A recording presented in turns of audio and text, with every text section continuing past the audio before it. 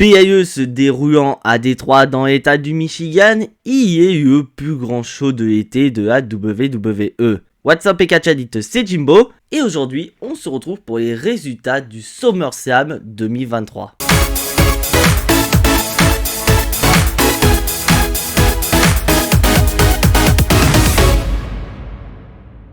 Et pour commencer ce SummerSlam 2023, la WWE a décidé de démarrer avec le match entre Logan Paul et Ricochet. Un match qui avait le potentiel d'être un match viral. Bon, clairement, c'est un match viral, mais il faut quand même le reconnaître, mes chers amis Catchadit. On a eu droit à un sacré opener entre Ricochet et Logan Paul. Franchement, l'alchimie entre Logan Paul et Ricochet fonctionne très bien dans le ring. On a eu de super spots entre les deux. Et en parlant de spots, on nous avait informé que Ricochet et Logan Paul s'entraînaient sur un gros spot depuis pas mal de temps. Donc on s'attendait à de la dinguerie.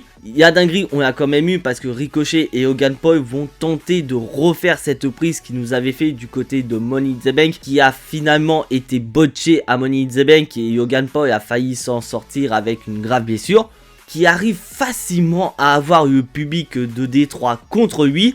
Surtout qu'il va se moquer de l'annonceuse qui est ni plus ni moins que la fiancée de Ricochet, qui fait que Ricochet il va s'énerver et va vouloir prendre le dessus sur Logan Paul, ce qui fait que ça fonctionne bien entre les deux. Et franchement ça fait plaisir de voir Ricochet dans un match comme ça. Qu'on a beau dire, Ricochet a quand même du talent, et de le mettre face à un gars tel que Logan Paul, bah ça peut lui faire que du bien. Et on va passer à la fin du match où franchement je n'ai pas du tout aimé. Et franchement cette fin de match gâche une bonne partie du combat, parce qu'à un moment donné Logan Paul va recevoir une aide extérieure. Donc à personne, on ne sait pas du tout c'est qui. Et cette personne va donner un point américain à Logan Paul. Donc Logan Paul ne va pas hésiter une seule seconde et va frapper Ricochet avec ce point américain pour le compte de 3. Et donc comme Logan Paul a remporté le combat, l'annonceuse est dans l'obligation de l'annoncer en tant que vainqueur de ce combat. Mais on voit clairement que ça ne lui fait pas du tout plaisir d'annoncer Logan Paul vainqueur du combat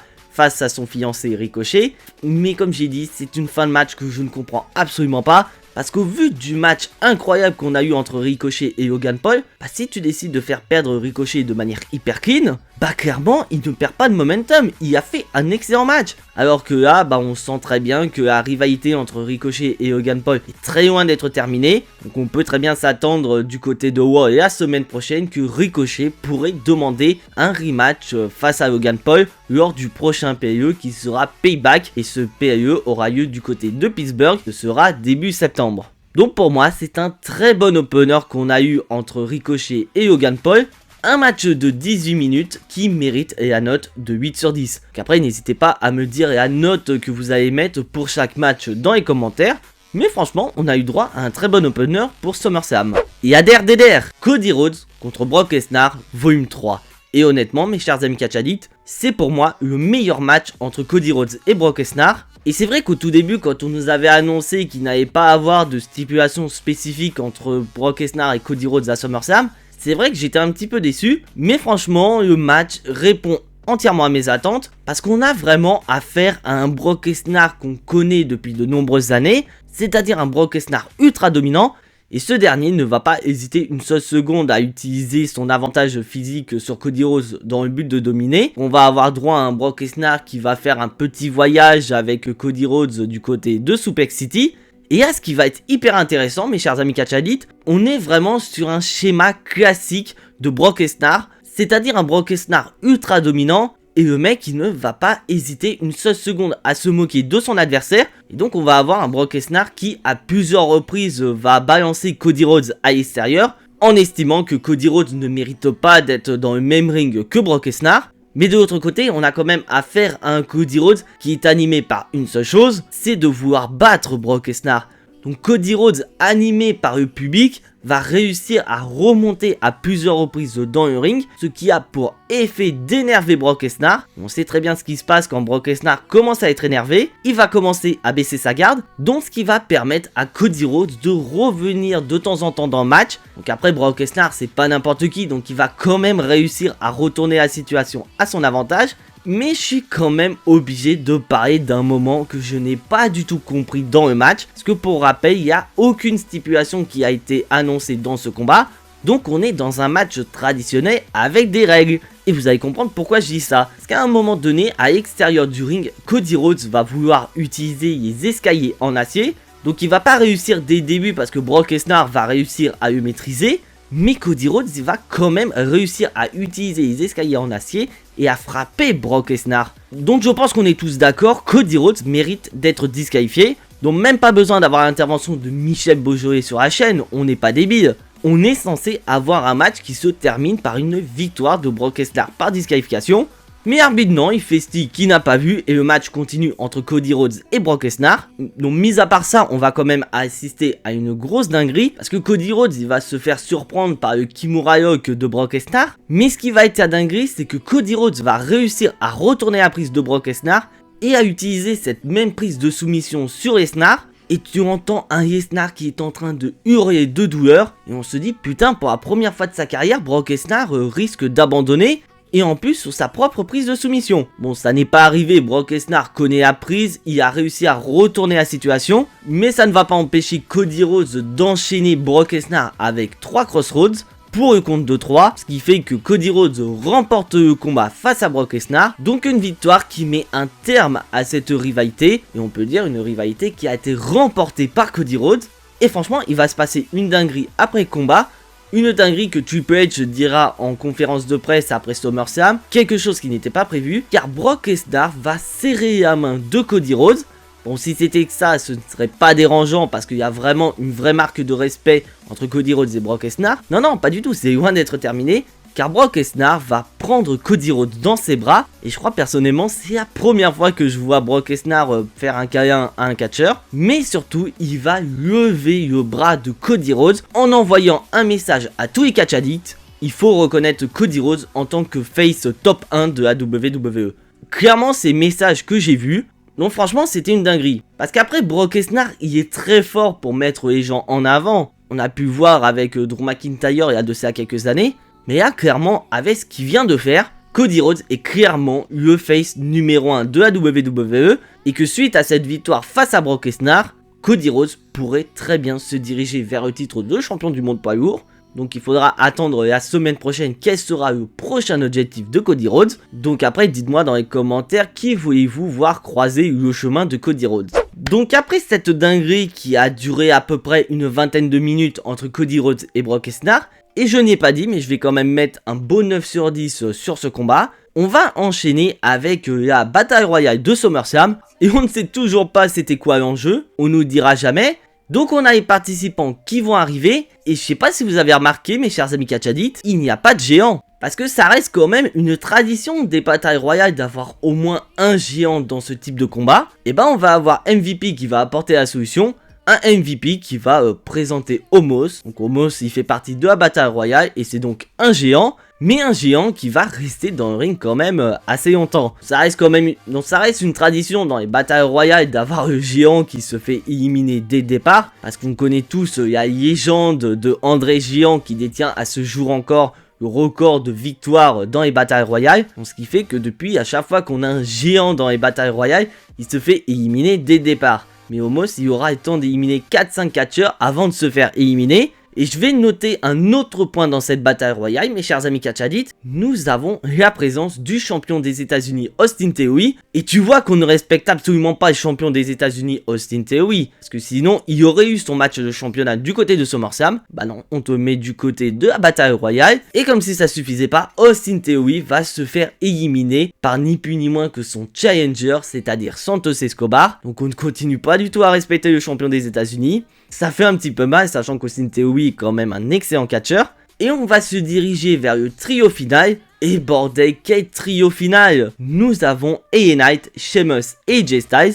Donc après, toujours dans la tradition des batailles royales, on va avoir une élimination d'un catcheur provenant d'un catcheur déjà éliminé. Car au moment où AJ Styles va porter son Phenomenal Forearm, Karrion Kross va revenir et éliminer ce dernier. Parce que pour rappel, AJ Styles et Karrion Kross sont en rivalité et ils vont même s'affronter la semaine prochaine du côté de SmackDown. Donc ce qui fait que nous avons une finale entre Sheamus et LA Knight. Et c'est quand même assez drôle parce que lors du dernier épisode de SmackDown, Sheamus et LA Knight se sont affrontés et c'était LA Knight qui avait remporté ce combat. Mais bien sûr, comme il fallait s'y attendre, ça va être LA Knight qui va réussir à éliminer Sheamus et ainsi remporter cette bataille royale. Donc c'est une victoire assez méritée de la part de LA Knight et franchement c'était le moment pour LA Knight. Parce qu'on a pu remarquer durant le combat, à chaque fois que LA Knight avait son moment, il y avait eu le public de Détroit derrière lui. Et qu'avec cette victoire du côté de SummerSlam, j'espère sincèrement que le projet LA Knight est officiellement lancé. Donc nous avons droit à une bataille royale assez correcte. Donc c'est pour ça que je vais lui mettre la note de 8 sur 10. Donc ce qui est assez correct dans l'ensemble. Bon, maintenant, il est temps de passer à un match où on avait beaucoup de questions. Le match régit sur les règles du MMA entre Shayna Baszler et Ronda Rousey. Parce que c'est vrai qu'on n'avait aucune information sur les règles de ce combat. Qu'après, si on a un minimum de connaissances en MMA, on devait se douter que le match allait se terminer soit par soumission ou soit par KO. Mais on se demandait comment allait être le décor de ce combat. Bon, spoiler alert, il n'y aura pas de décor spécifique. Mais clairement, mes chers amis catchadites, c'est pour moi le pire match de ce SummerSlam. Parce que bien que ce soit une rivalité qu'on attend depuis bien longtemps entre Shayna Baszler et Ronda Rousey, c'est clairement pas un combat qui est mis en avant. Donc ok, avant de devenir catcheuse, elles étaient lutteuses en MMA. Mais c'est vrai que c'est pas une très bonne combinaison de mélanger le MMA et le catch. Que pour rappel, le catch c'est quand même du divertissement sportif contrairement au MMA qui est un sport de combat. Donc ce qui fait qu'on n'y croit pas du tout.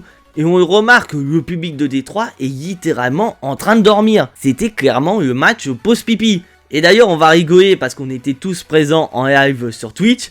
Et on avait Diane qui s'était littéralement endormie durant le combat. Et je pense que personnellement, si le combat aurait duré un petit peu plus longtemps, j'aurais fait la même chose. Parce qu'on a quand même droit à 8 minutes de combat entre les deux.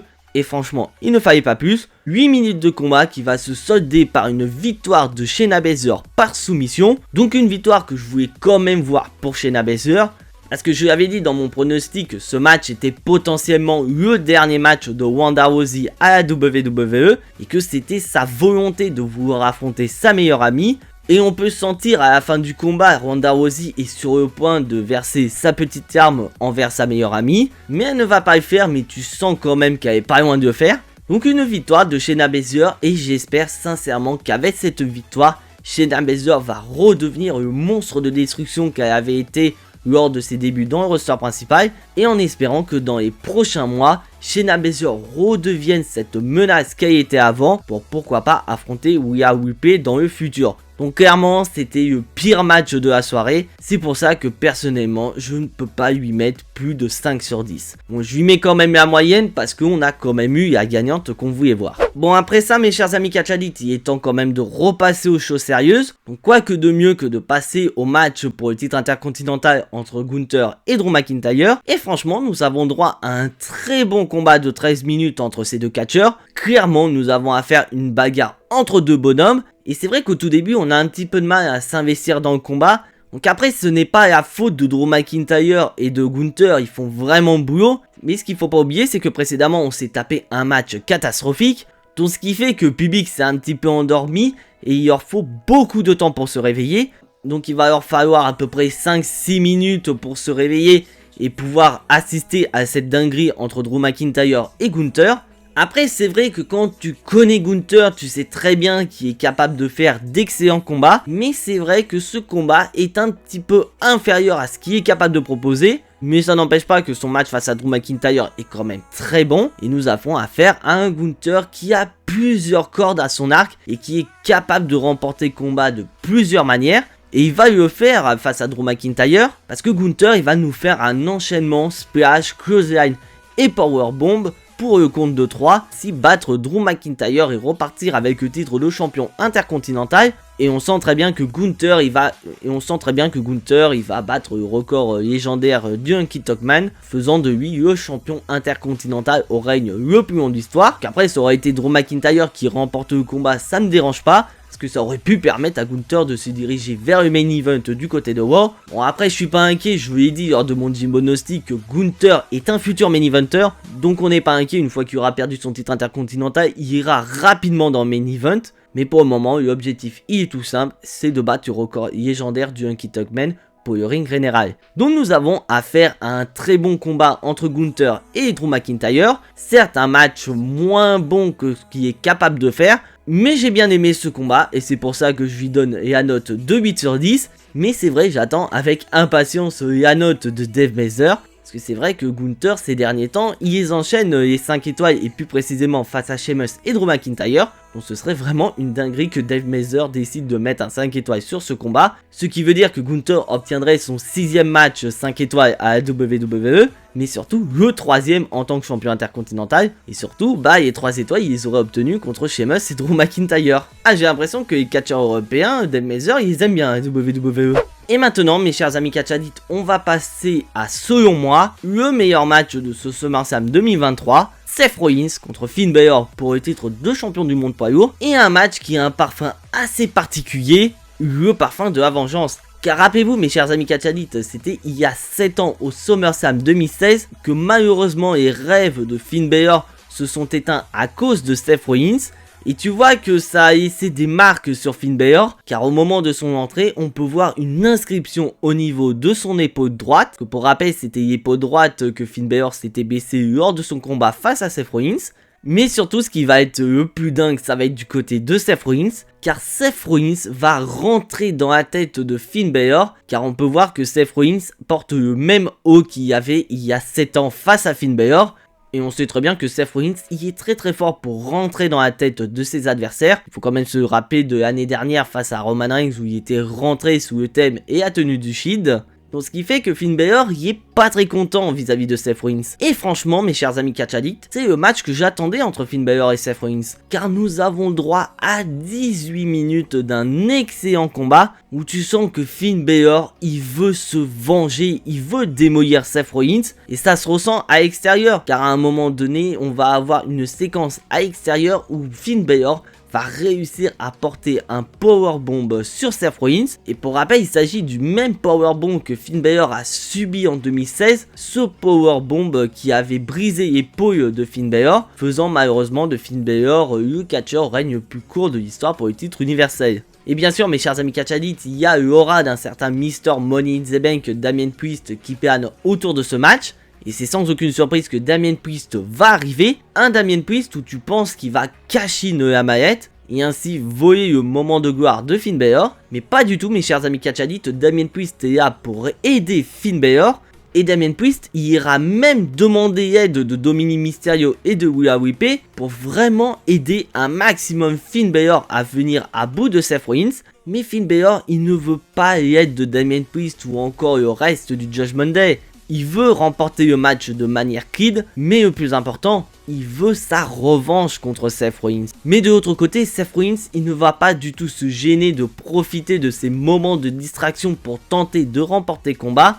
Mais on assiste à de la dinguerie et deux catcheurs arrivent à se sortir de leur prise de finition respective. Et à un moment donné, Damien Priest va commencer à péter un câble. Et on pense que ce dernier va vouloir cash in sa mallette. Bah pas du tout, il va tenter une énième fois de venir en aide à Finn Balor en essayant de distraire l'arbitre. Mais à différence de la fois précédente, Finn Balor va vouloir tenter d'utiliser la mallette. Sauf que malheureusement, il va se faire cueillir par un stomp. Et la mallette est juste en dessous pour le compte de 3. Donc à cause d'une volonté d'aider de la part de Damien Priest, Seth Rollins bat Finn Balor et conserve ainsi son titre de champion du monde poids lourd.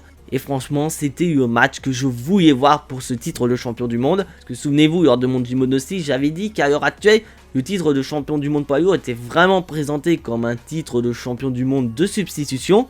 Et pas avec ce match là, clairement on a un titre de champion du monde poids lourd qui a gagné du niveau. Mais le plus important, on a envie de connaître la réaction de Finn Balor. Parce que clairement avec ce qui s'est passé autour de Finn Balor et de Damien Priest, on peut très bien imaginer que la semaine prochaine du côté de Raw, Finn Balor décide de péter un câble et de s'en prendre à Damien Priest. Donc un match qui est clairement pour moi le meilleur match de la soirée et c'est pour ça que personnellement j'ai décidé de lui mettre la note de 9 sur 10. Et spoiler alert, il s'agit de la meilleure note de ce SummerSlam 2023. Mais avant de passer au main event de ce SummerSlam 2023, il nous reste encore un combat. Le match triple menace entre Asuka, Charlotte Flair et Bianca Belair. Et dès l'entrée des catcheuses, j'ai commencé à flipper car ça va être Bianca Belair qui va arriver en dernière. Et on sait très bien que dans ce type de combat, le dernier catcheur à rentrer va avoir de l'importance. Ce qui veut dire que Bianca Belair va vraiment être au centre de tout ce combat. Mais j'en parlerai un peu plus tard. Et nous avons droit donc à 20 minutes de combat entre les trois catcheuses. Un match que je trouve un peu long, c'est vrai, mais un match que je trouve plutôt correct entre les trois catcheuses, où tu vois que Charlotte Flair est vraiment présentée comme la favorite de ce combat. Parce que pour rappel, mes chers amis catchalites, Charlotte Flair est invaincue du côté de SummerSlam, ce qui fait que c'est vraiment la catcheuse la plus dangereuse de ce combat, et ça part vraiment dans tous les sens entre les trois catcheuses. Et on va se retrouver à un moment où j'ai vraiment flippé, car Charlotte Flair va balancer Bianca Belair à l'extérieur et on va entendre un bruit incroyable résonner dans le stade du SummerSlam, car Bianca Belair va se cogner la jambe droite au niveau des escaliers en acier. Et là tu te dis putain, Bianca Belair elle est blessée, car on va voir l'arbitre discuter avec elle et on soupçonne l'arbitre d'avoir fait le signe X disant que Bianca Belair est réellement blessée. Ce n'est pas une blessure scénarisée. Qu'après je peux très bien me tromper, dites-moi dans les commentaires, parce que c'est vrai que c'était assez flou cette histoire. Et on va même voir Bianca Belair se faire aider par des officiels et des arbitres pour se diriger du côté des vestiaires pour recevoir des soins. Et même durant le combat, on va voir l'arbitre qui va communiquer avec Charlotte Flair et Asuka, laissant supposer que cette blessure de Bianca Belair n'était absolument pas prévue. Donc tu te dis, ça se joue, ça y est, entre Asuka et Charlotte Flair pour le titre féminin du côté SmackDown. Et bah pas du tout, mes chers amis catchadites, parce que Bianca Belair, malgré la douleur, va vouloir revenir dans le combat et elle ira même se sacrifier, car elle va porter une prise de la troisième corde, alors que Asuka et Charlotte Flair étaient en train de se débattre dans le ring. Car vraiment Bianca Belair elle veut surmonter la douleur pour remporter le combat. Mais là on va passer à la fin de match où vraiment j'ai commencé à flipper, parce que Bianca Belair est quand même blessée et qu'il y a une prise que Charlotte Flair est capable d'utiliser dans le but d'affaiblir une jambe. C'est sa prise en 8. Et bah Bianca Belair va subir cette prise en 8 de la part de Charlotte Flair. Et tu te dis, ça y est, sous la douleur, Bianca Belair elle va abandonner et c'est Charlotte Flair qui va remporter le combat et ainsi remporter son 15e titre de championne du monde. Et bah on va avoir la délivrance, mes chers amis catchadites, car on va avoir Asuka qui va porter son Poison Mist sur Charlotte Flair, qui fait que Charlotte Flair va devoir abandonner sa prise en 8. Mais contre toute attente, Bianca Belair va réussir à porter un roll-up sur Asuka pour le compte de 3. Et malgré la douleur, Bianca Belair va réussir à remporter le combat et ainsi remporter le titre féminin de la WWE. Et je vous l'avais dit, dès son entrée, Bianca Belair allait avoir beaucoup d'importance dans ce combat. Mais n'empêche, Bianca Belair a beau être championne, elle est quand même blessée. Donc tous les voyants sont au vert pour permettre à une certaine Miss Money in the Bank Io Sky accompagnée de Bayley d'arriver. Et c'est donc une Bayley et une Io Sky qui vont en profiter pour frapper tout le monde. Et au moment où il faut s'en prendre à Bianca Belair, cette dernière va réussir à maîtriser Bayley. Mais comme étant en supériorité numérique, Io Sky va en profiter et porter un coup de mallette au niveau de la jambe blessée de Bianca Belair. Donc les voyants sont plus qu'au vert. Io Sky va utiliser sa mallette pour ainsi valider un match de championnat. Et on enchaîne immédiatement avec Bianca Belair contre Io Sky. Mais le match ne va pas durer très longtemps parce que comme Bianca Belair est blessée et elle est quand même ressortie d'un match triple menace, donc Io Sky va directement enchaîner avec son moonsault pour le compte de 3. Et ainsi venir à bout de Bianca Belair et remporter par la même occasion son premier titre du côté du roster féminin et faire en sorte que la mallette Miss Money in the Bank continue à avoir 100% de succès. Donc une victoire que je trouve assez méritante de la part de Io Sky, mais c'est vrai que j'ai un petit peu peur au vu de la gestion du roster féminin à l'heure actuelle à la WWE, c'est que le règne de Io Sky soit facilement oubliable, ce qu'on peut voir avec Asuka. Franchement Asuka, son règne il est pas fou du tout. Et c'est vrai que j'aurais tellement voulu voir Asuka conserver son titre et pourquoi pas elle qui subit le cash-in de Io Sky, faisant en sorte que la rivalité entre Asuka et Io Sky puisse arriver enfin à la WWE. Mais faut pas oublier une chose mes chers amis catch addicts, c'est le premier anniversaire de Damage Control. Car souvenez-vous, l'année dernière à SummerSlam, on a assisté à la naissance de Damage Control. Et bah pour ces 1 an, quoi que de mieux que de couronner une de ses membres nouvelle championne à la WWE. Et on va avoir même le retour de Dakota Kai qui va rejoindre ses copines. Et ainsi partager ce moment avec Io Sky et Bayley. Donc après je suis assez curieux de voir la suite des événements pour Io Sky. Moi j'ai une petite idée en tête, mais en soi on est quand même dans l'ensemble dans un bon match triple menace, avec un bon cash-in de la part de Io Sky. Je lui attendais ce cash-in avec impatience, donc c'est pour ça que je vais lui mettre la note de 7 sur 10. Et c'est vrai qu'à la base j'étais parti sur un match noté. Et c'est vrai que j'étais parti à l'origine sur un 6 sur 10 sur ce combat, mais comme on a eu droit au cash-in de Io Sky, bah ce match mérite un petit point bonus. Et maintenant mes chers amis catch addicts, il est temps de passer au main event de ce SummerSlam 2023. Le match tribal qui va opposer Roman Reigns à Jey Uso. Et à noter une chose mes chers amis catch addicts, on a strictement rien à foutre du titre de champion universel. Ah clairement je le dis honnêtement. Le titre universel ne serait pas remis en jeu entre Jey Uso et Roman Reigns, ce serait clairement la même chose. Là, clairement, le collier de chef tribal de Roman Reigns a beaucoup plus d'importance que son titre de champion.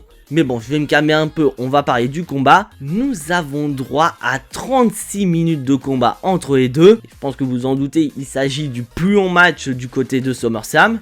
Je trouve le match un peu long, parce que là clairement on a droit à un excellent main event entre Roman Reigns et Jey Uso, où vraiment la stipulation du tribal combat est vraiment utilisée à son maximum. Parce que pour rappel, il s'agit d'un match sans disqualification. Donc on va avoir Jey Uso qui ne va pas hésiter une seule seconde à utiliser des chaises dans le but de venir à bout de Roman Reigns. On va avoir des tables qui vont être sorties. Et on va avoir un easter egg assez intéressant, parce qu'on va avoir Jey Uso qui va utiliser un strass dans le but de fouetter Roman Reigns. Souvenez-vous, il y a de ça quelques années, on avait ce même accessoire qui avait été utilisé entre Roman Reigns et Jey Uso.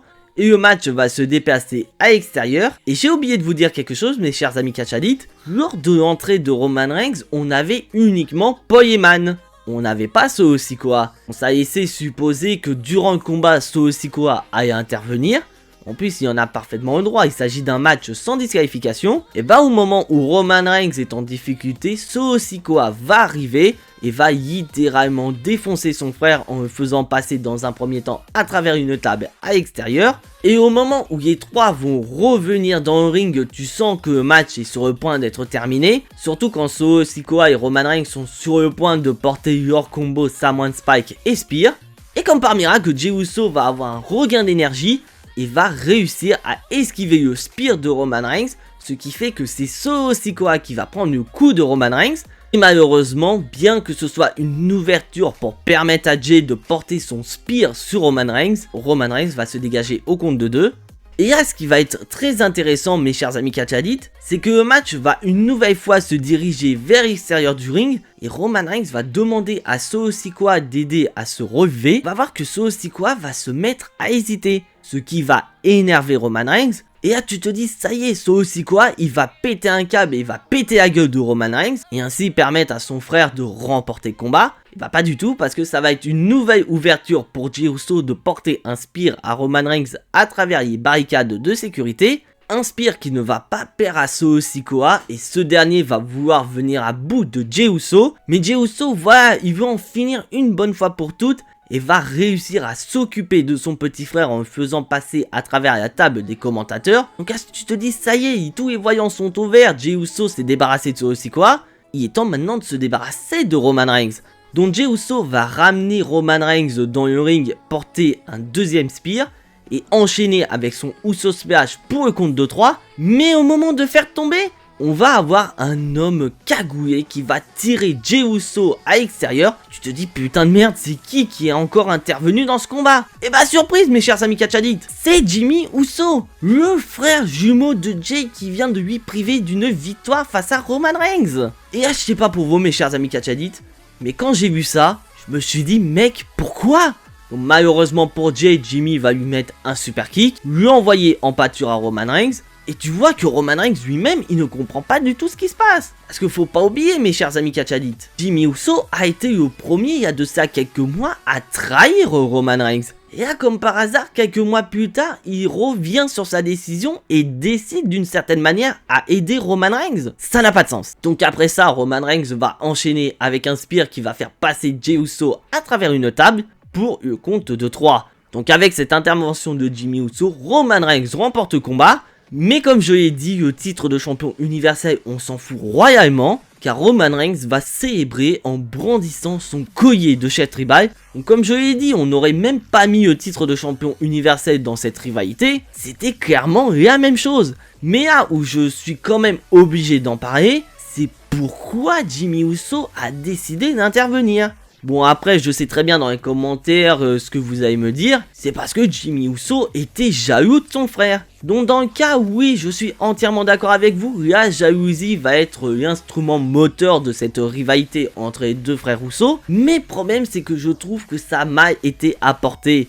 Parce que clairement, si tu devais mettre cette jalousie en marche entre les deux, il aurait fallu que Jimmy Uso soit le champion selon moi. Parce que pour moi, ça aurait été plus intéressant de voir un Jimmy Uso jaloux de son frère champion et de voir que ce dernier en a profité qu'il soit baissé pour être mis en avant et ainsi battre Roman Reigns, plutôt que là le mec il revient en tant que heel alors qu'il y a de ça 3 semaines, rappelez-vous, il s'est fait péter la gueule par Roman Reigns et ça aussi quoi. Donc personnellement ça n'a aucun sens. Donc ce qui fait que avec cette victoire face à Jey, on ne va plus revoir Roman Reigns pendant un moment. Parce que c'est vrai qu'il n'est pas annoncé pour les prochains PLE. Bon après ça ne veut pas dire que Roman Reigns ne pourrait pas être présent durant ces PLE. Mais tu sens que cette rivalité naissante entre Jimmy et Jey va être la rivalité main event du côté SmackDown. Pour pallier à l'absence de Roman Reigns. Et tu te dis l'histoire continue dans la Bloodline.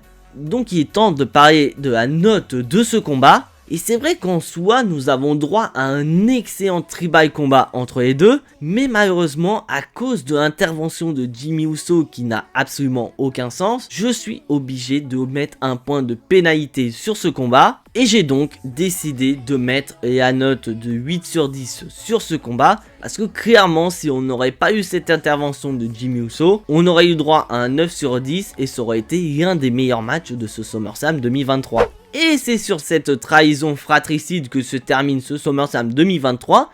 Et dans l'ensemble, on a eu droit à un très bon PLE. Donc après, c'est sûr qu'il y a des points négatifs, notamment la fin de combat entre Logan Paul et Ricochet. Du fait que Cody Rhodes utilise des escaliers en acier, il n'est même pas disqualifié suite à cette utilisation. Le match MMA entre Ronda Rousey et Shayna Baszler, qui est véritablement le pire match de ce SummerSlam. Et bien sûr, le fait que Jimmy Uso intervienne n'a aucun sens. Mais mis à part ça, on a quand même droit à un très bon SummerSlam. Et avec ce qui s'est passé durant l'intégralité du PLE, je suis impatient d'être à la semaine prochaine pour regarder Raw et SmackDown pour avoir les réponses à plusieurs questions qu'on a eues. C'est-à-dire tout ce qui va se dérouler par exemple pour Cody Rhodes, The Judgment Day ou encore Jimmy Uso et Jey Uso. Donc pour moi, le PLE a fait son job. On a tout ce qui fait le PLE dans l'ensemble. Donc c'est pour ça que j'ai décidé de mettre la note globale de 8 sur 10 pour le PLE. Donc une note assez correcte. Et maintenant c'est à vous mes chers amis catchadites. N'hésitez pas à me dire dans les commentaires ce que vous avez aimé dans ce Summer. Et maintenant c'est à vous, n'hésitez pas à... Et maintenant c'est à vous mes chers amis catchadites, n'hésitez absolument pas à me donner vos avis dans les commentaires. Et surtout dites-moi dans les commentaires si vous trouvez que la trahison de Jimmy Uso a du sens. Parce que je pense qu'on est tous d'accord sur cet avis. Et donc voilà mes chers amis catchadites, c'est tout pour moi. Si bien sûr vous appréciez ce que je fais, n'hésitez absolument pas à lâcher votre plus gros pouce bleu. Et bien sûr si vous n'êtes pas encore abonné à ma chaîne, je vous invite à le faire, c'est entièrement gratuit et ça soutiendra la chaîne. Et bien sûr je vous invite à cliquer sur la petite cloche pour être notifié des prochaines vidéos. Car la semaine prochaine, il va y avoir beaucoup de vidéos qui vont arriver sur la chaîne. Donc le fait de cliquer sur la petite cloche vous permettra d'être notifié de la sortie de ces vidéos sur la chaîne. Et en parlant de vidéos, mes chers amis catchadicts, on se retrouve mardi pour les résultats du Raw post SummerSlam. Mais en attendant, soyez tous très fiers d'être des catchadicts. C'était Jimbo, et à la prochaine!